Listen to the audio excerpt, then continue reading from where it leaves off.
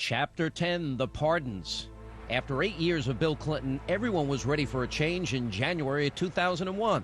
But it was in his final hours in office that perhaps the most outrageous of all the Clinton scandals took place. The uproar began when the president's own half-brother was pardoned, not for his musical skills, things you do come back to you, but for a drug conviction. But Roger Clinton was anything but an upstanding citizen, as evidenced by this audio tape. Some junior high kicked Steve's ass while he was trying to help his brothers out. Was he a junior right there? Junior high or sophomore in high school, something. Whatever it was, Steve had the down. However old he was, it was Steve's fault. He had the down. He let him up. We also learned that good old Roger had lobbied on behalf of some friends of his, even going so far as making a list. Good thing the president checked it twice, because none of the half-witted half-brothers' pals got a pardon. But Hillary's brothers, well, better luck. Just weeks skipping town for Chappaqua, the public learned that Hugh Rodham had been paid $400,000 for lobbying on behalf of two men who received clemency. The first was a snake oil salesman named Glenn Broswell. He was convicted in 1983 of trying to dupe people into buying an anti-balding concoction like a bad infomercial, and it landed him 3 years in a federal pen. But the worst part is that apparently nobody even did a routine background check on the guy, because at the time he was pardoned, he was also under investigation for a massive tax evasion and laundering scheme, and just several months before, he had taken the fifth almost 24 times during a civil trial in South Carolina. Well, at least he didn't have an illegal nanny. If he'd been trying to take out a loan, they would have looked at him under a magnifying glass, but instead, Broswell got his pardon, Hugh got a big check, and the president got a case of selective memory, saying that he knew nothing of his brother-in-law's involvement. The other upstanding citizen that Hugh was paid for representing was this fine gentleman named Carlos Vignali. But Carlos wasn't busted for selling snake oil. Try 800 pounds of cocaine. He had only served 6 years out of a 15-year sentence when Clinton's pardon cut him loose, despite the fact that prosecutors believed him to be the cocaine kingpin of the Twin Cities area.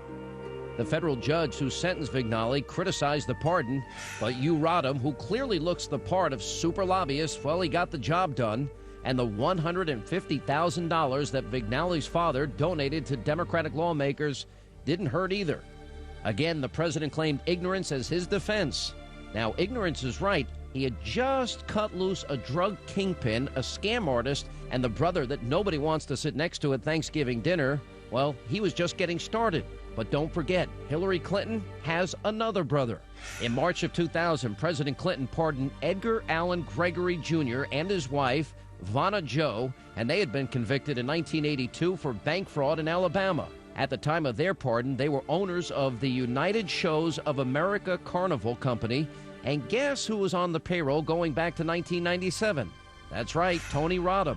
He had been a paid consultant, sometimes traveling overseas on the company's behalf. All the while, the company had been doing business with the White House, setting up rides and games for visiting children.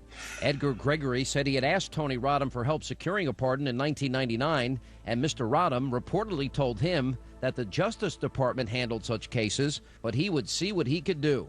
But it gets worse. In a case that was settled this past summer, the now bankrupt estate of United Shows of America sued Tony Rodham for more than $100,000 worth of loans that the company supposedly paid him.